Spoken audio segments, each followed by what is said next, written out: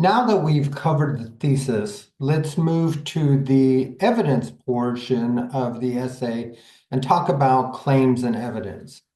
So claims and evidence are going to be, again, the foundation of our argument.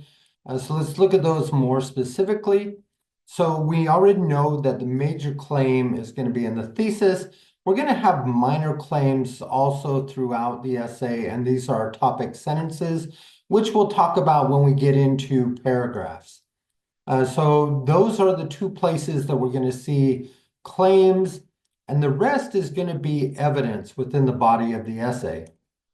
So all claims will need to be supported.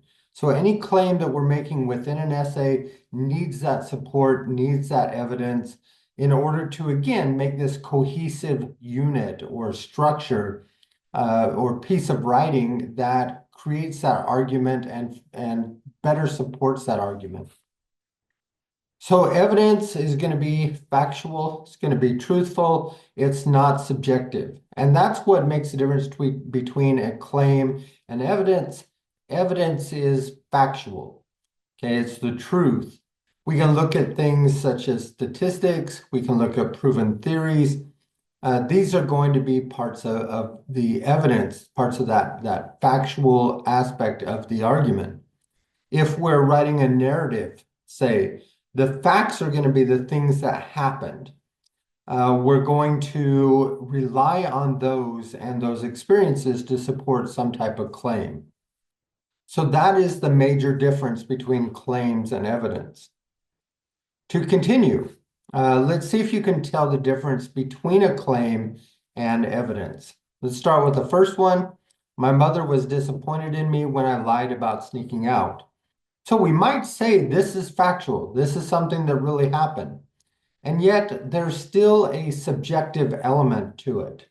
When you say my mother was disappointed, you're making a claim because you are judging how she reacted or the things that happened to show that disappointment. Okay, so it's still subjective. It's still a claim. Okay, let's look at the next one. My mother was really mad when I snuck out. Okay, so maybe I'm trying to narrow it down more to say she was really mad. But again, we're still making a claim here. We're still subjective in how she is reacting, where we're making that judgment that she was really mad. Okay, we need to get down to the foundational evidence. My mother had a disappointed look on her face when I lied. Okay, so we're now getting further down into possible evidence here. We're not saying she was disappointed. We say she had a disappointed look on her face.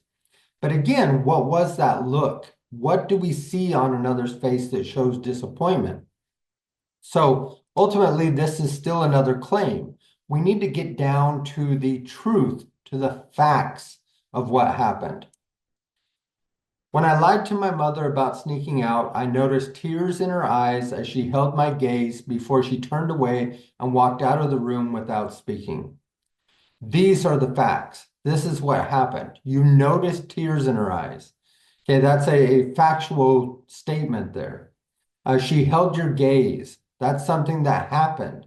She turned away and walked out of the room. These are facts. These are things that actually happened. You notice that I'm not making judgment on them. I'm not saying that my mother was disappointed. I'm showing it.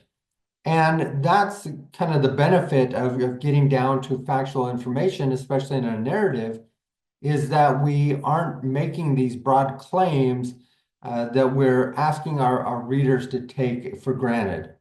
Okay, we're getting down to the specific truthful evidence. Next, we're going to talk about the ordering of the information.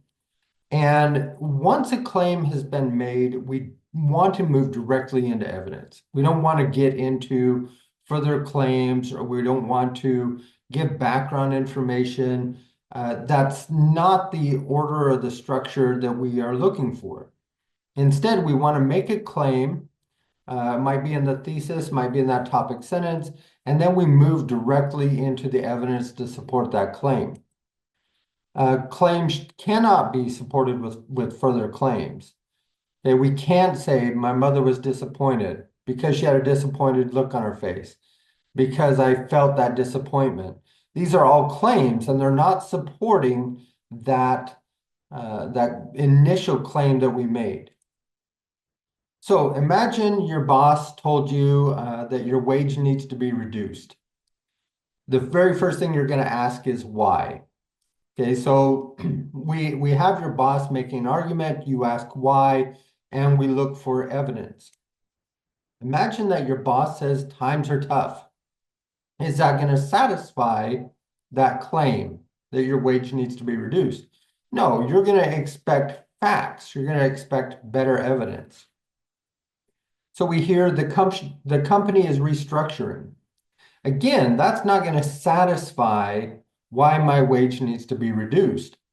Yeah, I'm still looking for factual information. I'm going to keep pressing that boss. This comes from up top and my hands are tied. Does this answer ever satisfy you when we receive disappointing news or somebody's making an argument that's going to negatively impact us? No, again, we're looking for facts. We're looking for that evidence. So we want to get down to the foundational truths here. The company has lost money the last 3 quarters due to COVID restrictions, and the bosses have decided to reduce everyone's wage by 10% for 2 months instead of letting any employees go during this time. This is more of the evidence we're looking for. We're looking for factual pieces of evidence. The company has lost money. The bosses have decided reducing everyone's wage was the way to make up for that loss. It's going to last 2 months, and this will save jobs. Okay, so we're looking for that foundational evidence. Still, we're going to be upset about the loss in wages, but at least we've received some support for the reason why.